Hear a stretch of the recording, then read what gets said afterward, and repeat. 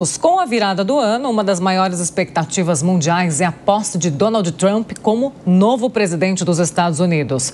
Confira na reportagem de Fabrício Naitsky. Em pouco mais de 2 semanas, os Estados Unidos terão um novo presidente. Depois de vencer as eleições em novembro, Donald Trump retorna à Casa Branca para um segundo e último mandato à frente do país. Durante a campanha, o republicano fez uma série de promessas caso conseguisse a vitória. O então candidato não poupou palavras contra rivais políticos dentro e fora do país. E a expectativa é de que 2025 seja um ano de mudanças nos Estados Unidos. Um dos principais pontos abordados por Trump é a imigração. Em um comício em Nova York, o bilionário prometeu lançar o maior programa de deportação da história do país já no primeiro dia de mandato. Segundo Trump, a retirada de criminosos estrangeiros será feita com auxílio das forças de segurança locais e também com a Guarda Nacional. A equipe responsável pelo controle da imigração ilegal já foi definida. O novo czar das fronteiras, que substitui a atual vice-presidente Kamala Harris, será Tom Homan, ex-chefe do ICE, o Serviço de Imigração e Controle de Aduanas. Já o novo diretor da pasta deve ser Caleb Vitello. Com mais de 20 anos de experiência no setor, ele é o atual vice do Escritório de Armas de Fogo e Programas Táticos da instituição. Os impactos da nova política migratória de Donald Trump nos Estados Unidos é um dos destaques do próximo JP Internacional, que vai ao ar neste sábado, a partir das 3h30 da tarde. No programa, a professora de Relações Internacionais da ESPM, Natália Fingerman, e o professor de Direito Internacional, Manuel Furriela, debatem o que esperar com o retorno do republicano ao poder. Eu acredito que o Trump ele é um populista, né? E ele não vai deixar de ser um populista porque acabou a campanha eleitoral, né? É uma característica dele de governo, né? Acho que ele se apresenta dessa maneira e ele mantém a sua popularidade pelo populismo, né? É diferente ele ser popular e ser populista, né? Alguém populista é alguém que, né, fala diretamente com a sua base, né, independente do partido, não utiliza dos mecanismos institucionais, e ele tem essa característica de falar direto com a sua base, né, não se utiliza das instituições para tal. Agora, é um desafio enorme ele aumentar as tarifas e esperar que as empresas se mudem para os Estados Unidos. Porque as empresas não vão automaticamente se mudar para os Estados Unidos, porque, primeiro, não vai ter nenhuma mão de obra. Se ele fizer a deportação em massa, quem vai trabalhar nessas empresas? Né? Então, ele vai manter.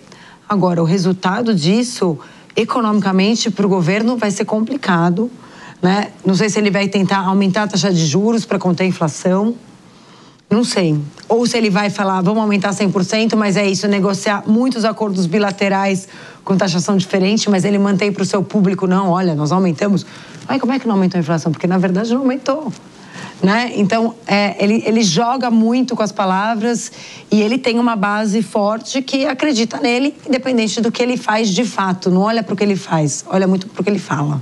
No campo jurídico, Donald Trump prometeu um perdão para os presos pelos atentados de 6 de janeiro de 2021, quando apoiadores do republicano invadiram o Capitólio no dia da confirmação da vitória de Joe Biden.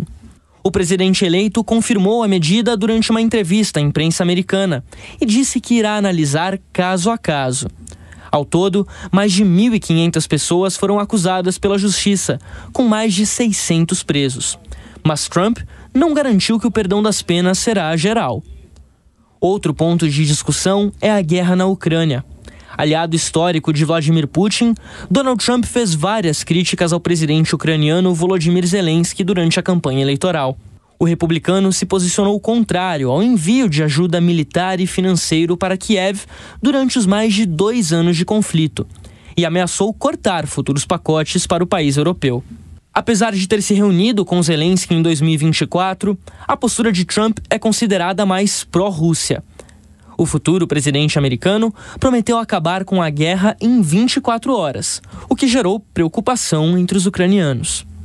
Isso porque a expectativa de analistas e de líderes regionais é de que um eventual acordo proposto por Trump force Kiev a entregar território para os russos, uma ação considerada inaceitável pela Ucrânia.